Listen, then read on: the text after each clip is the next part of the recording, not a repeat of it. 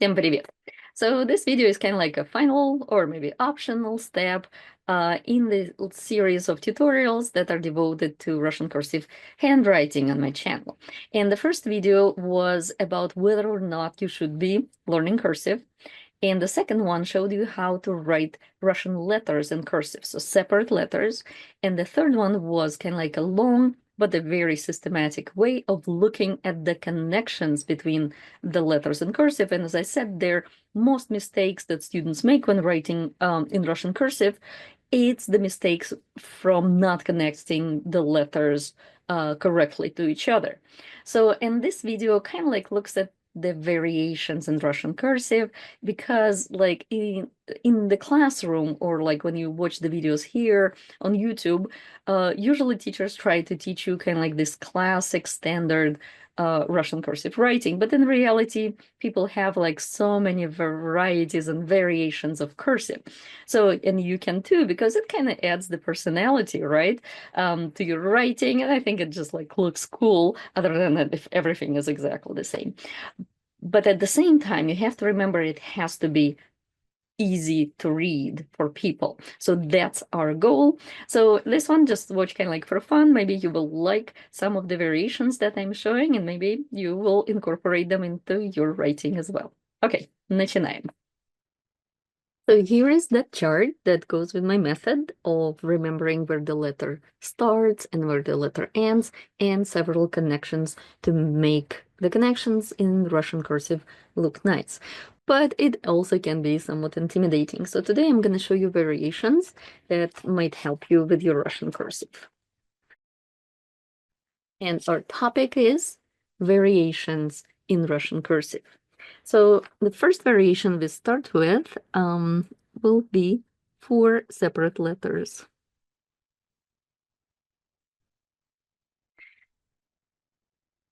And we'll start with the letter A. In my system, I teach my students and you to write the letter A like that. And I like it because of this connection. It's a very pretty straightforward connection. At the same time, another classical way, I guess more classical way to write the letter A is with this kind of like hook or a little bow. So, and it looks pretty. And if you write the letter A by itself, that looks totally good. But the problems with this letter is the connection. So it's very easy to connect this type of a letter to a letter that starts at the top. However, as soon as you have to connect this letter to something that starts at the bottom, like the letter L, for instance, here is when it starts getting tricky. So if you really want to write kind of like smooth connections, I recommend using this version of letter A. It's very easy to write something like that. Okay, the next letter is actually a group of letters. So we have letter B, B, V, K, N, and U all kind of have this hook going on here. And to be honest, there is a different way to write it, similar to how we write, let's say, the letters G. Yeah, we're with just this kind of like curve at the end. That's how we would write these letters.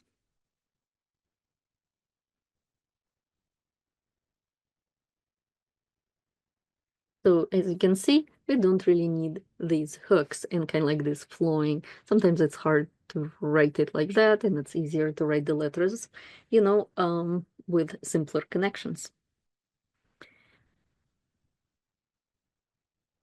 Finally, the variation with the letters that I want to show you is with the letters sh and t.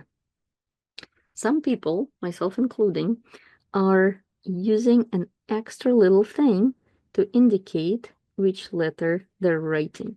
So for sh, we will add kind of like a little dash at the bottom, and for te, we will add a little dash on top. And sometimes it's, as I said, that's my handwriting, and it's really easy to distinguish, when you're writing words like sztuka, which means a thing. So, and we would add little dashes, so it's clearly, we can see it's sh, it's t. So let me write it very fast.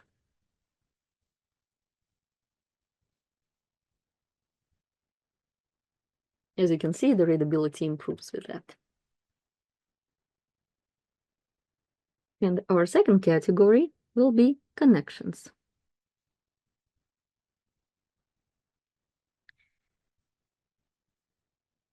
And the first thing that I'm going to say is that sometimes there is no need for connections at all. For example, if you know how to write Russian letters in cursive, you can simply write them one after another without connecting them. For example,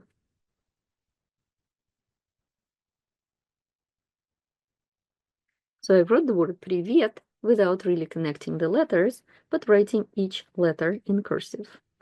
So that's what I did. I wrote P, then I wrote R, then I wrote I, then I wrote V, then I wrote E, and then I wrote T. And when I wrote it pretty fast, you can see it really looks almost like I'm writing cursive. It's almost like connections appear, for example.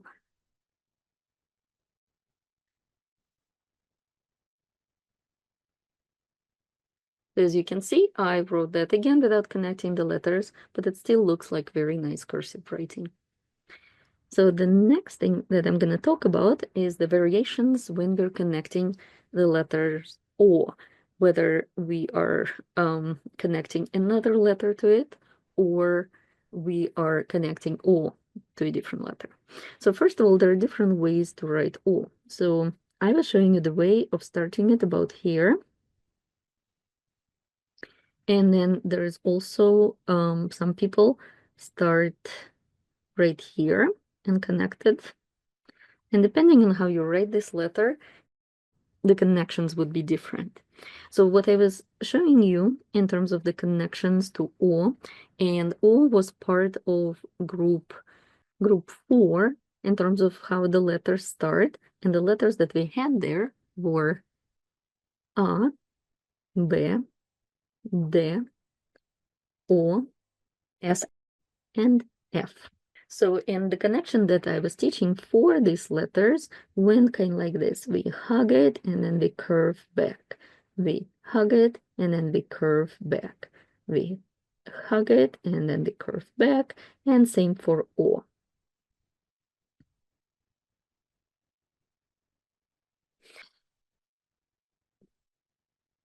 But the connection to O can also go like this. So where you started right here instead of right here.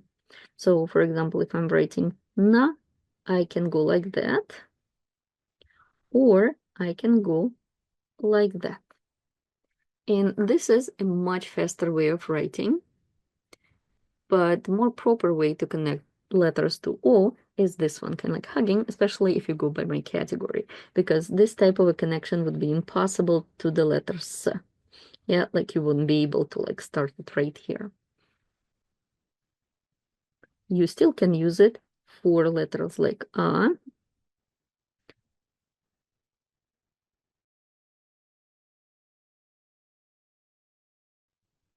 Vo, Vo, Da.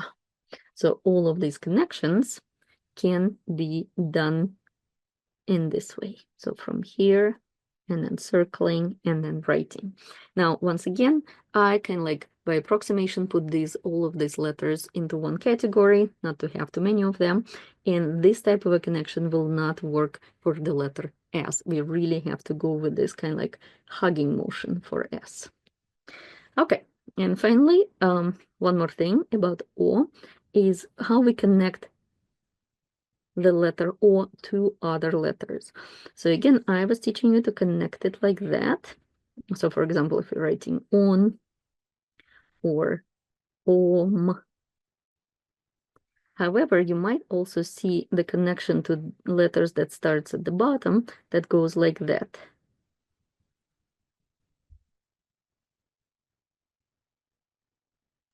And I actually do not recommend this type of a connection because I saw a lot of mistakes with it where this connection kind of starts kind of like going down and it goes lower and it starts resembling the letter A.